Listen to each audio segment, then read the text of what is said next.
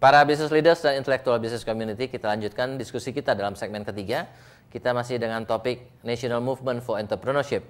Dan masih bersama kita Bapak Entrepreneur Indonesia, Pak Ciputra, dan Pak Antonius sebagai Presiden dari Entrepreneurship Center Universitas Ciputra. Ada pertanyaan dari audiens, silakan Pak Bakri. Terima kasih ada kesempatan bicara dengan Pak Ci.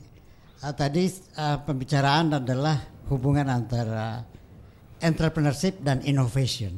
Ternyata itu suatu kembar dari bahasan tadi. Ya, pertanyaan berikut adalah bagaimana guru-guru atau dosen-dosen ini yang bukan entrepreneur melatih siswa-siswa untuk bisa jadi entrepreneur. Oke, terima kasih Pak. Good questions. Jadi pertanyaannya menyambung diskusi kita tadi Pak. Kalau kita samakan itu dengan sekolah kedokteran, yang ngajar dokter-dokter muda itu dokter-dokter yang sudah praktek. Nah kalau sekarang jadi yang entrepreneur yang ngajar itu guru-guru yang bukan entrepreneur, bagaimana itu ceritanya Pak? Baik, ya. Tugas guru di dalam konteks entrepreneurship paling tidak ada 3. Yang pertama inspirator, menceritakan kepada murid-murid bahwa itu loh ada kerjaan entrepreneur yang sangat mulia. Ya. Paling nggak inspirasi itu penting. Ya. Jangan sampai entrepreneur jangan jadi entrepreneur. Nanti kalau muridnya tanya, kok you sendiri nggak jadi entrepreneur gitu? Baik, nanti saya akan jelaskan. Ya. Bersemangat. Baik. Tugas yang kedua adalah motivator. Entrepreneur belajar dari kegagalan. Nah, kalau gurunya sudah belajar dilatih tentang entrepreneurship, melihat muridnya gagal, mengatakan jangan takut.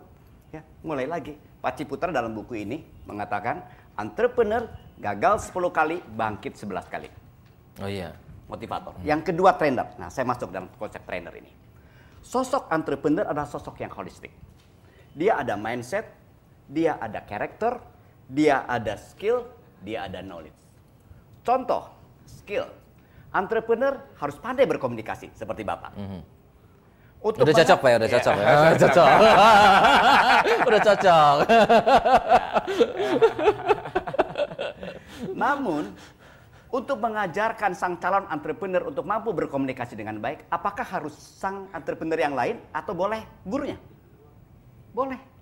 Boleh. Ingat, sosoknya tuh Anda melihat seperti sebuah bulatan di mana ada pai-painya kalau kita potong-potong. Itulah edukator, bisa memotong itu sehingga banyak pihak bisa terlibat. Entrepreneur harus bisa berinisiatif. Itu part daripada character building. Apakah harus selalu entrepreneurnya? Tidak selalu, guru bisa. Namun, saya tidak meniadakan kehadiran sang entrepreneur sejati berada di dalam lapangan. Kalau dia bisa dan bisa mengajar, itu ideal.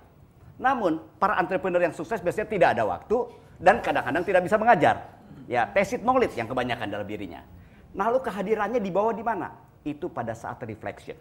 Nah, pada saat pembelajaran entrepreneurship, biasanya diberikan project experiential, lalu selalu harus ada refleksi. Pada saat refleksi itu, sang mentor supaya hadir. Kalau kita mengharapkan semua yang melatihnya hanya para entrepreneur, cita-cita 25 tahun 4 juta entrepreneur sangat sukar.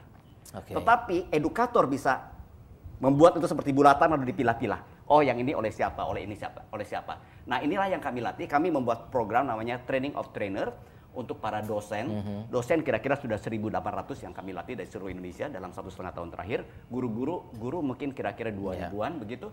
Adalah untuk guru bisa melihat saya bisa masuk di mana. Ya, barangkali saya tidak bisa mengajar secara keseluruhan, tapi ada satu bagian daripada itu yang bisa diajarkan dan dia terlibat.